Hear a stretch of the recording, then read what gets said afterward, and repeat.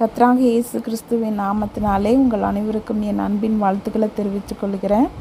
இந்த டம்ளரில் பார்த்திங்கன்னா சுத்தமான தண்ணி இருக்குது. இந்த சுத்தமான தண்ணி எதை குறிக்குது அப்படின்னு சொன்னால், நம்ம சிறு வயதில் இப்படி தான் நம்ம சுத்தமாக இருக்கோம். நம்ம கொஞ்சம் வளர வளர என்ன ஆகும் அப்படின்னு சொன்னால், நம்மளை சுற்றி என்னென்ன விஷயங்களை எல்லாம் நம்ம கேட்குறோமோ பார்க்குறோமோ, அந்த பார்க்குற விஷயமும் அந்த கேட்குற விஷயமும் நமக்குள்ளாக நம்ம இருதயத்துக்குள்ளாக சென்று என்ன செய்யுது அப்படின்னா, கொஞ்சம் கொஞ்சமாக நம்மளுடைய சுத்தத்தை அது அசுத்தப்படுத்தி தான் இருக்கிறது.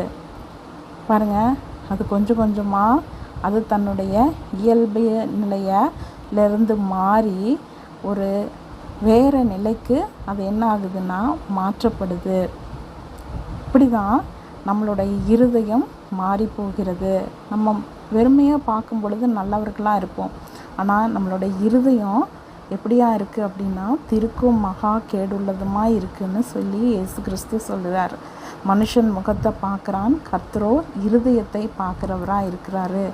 அப்போது கர்த்தர் நம்மளோட இருதயத்தை பார்க்கும் பொழுது இப்படி தான் நமக்கு ஒரு அழுக்குள்ள ஒரு நீராக, அழுக்குள்ள இருதயமாக நம்மளோட இருதயம் காணப்படும். சரி, இந்த அழுக்கான இருதயத்தை நம்ம எப்படி சரி செய்கிறது அப்படின்னு நம்ம பார்த்தோன்னா, இப்போது இந்த டேப்பில் பாருங்கள், இதை நம்ம எதுவும் செய்ய மாட்டோம், அது தானாகவே எப்படி சுத்தமாகுதுன்னு பாருங்கள்.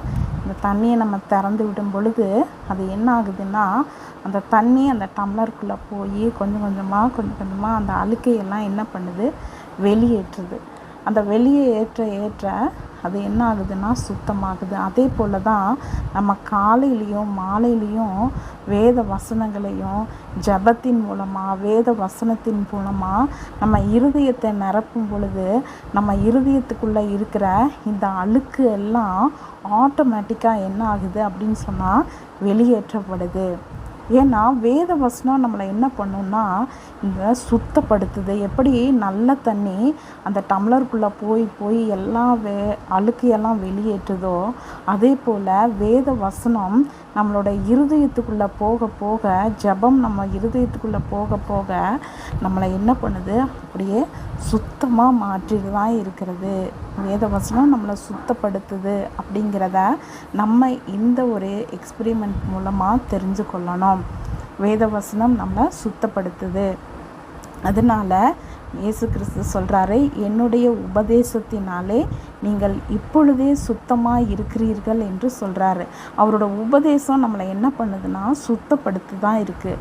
அதனால் நம்மளுடைய இருதயத்தை நம்ம என்ன பண்ணணும் அப்படின்னா, சுத்தப்படுத்திட்டு எல்லா காவலோடும் உன் இருதயத்தை காத்துக்கொள், அதனிடத்து நின்று ஜீவ ஊற்று புறப்படும்னு சொல்லி வேதத்தில் நம்ம வாசிக்கிறோம். அதனால் நம்ம என்ன பண்ணோம் அப்படின்னு சொன்னால், இந்த சுத்தமான தண்ணீர் எப்படி மாற்றப்பட்டதோ அதே போல் வேத வசனத்தினால் நம்ம ஜெபிப்பதினாலும் வேத வாசிப்பினாலும் நம்மளை சுத்தம் பண்ணிக்கணும். ஆமென்.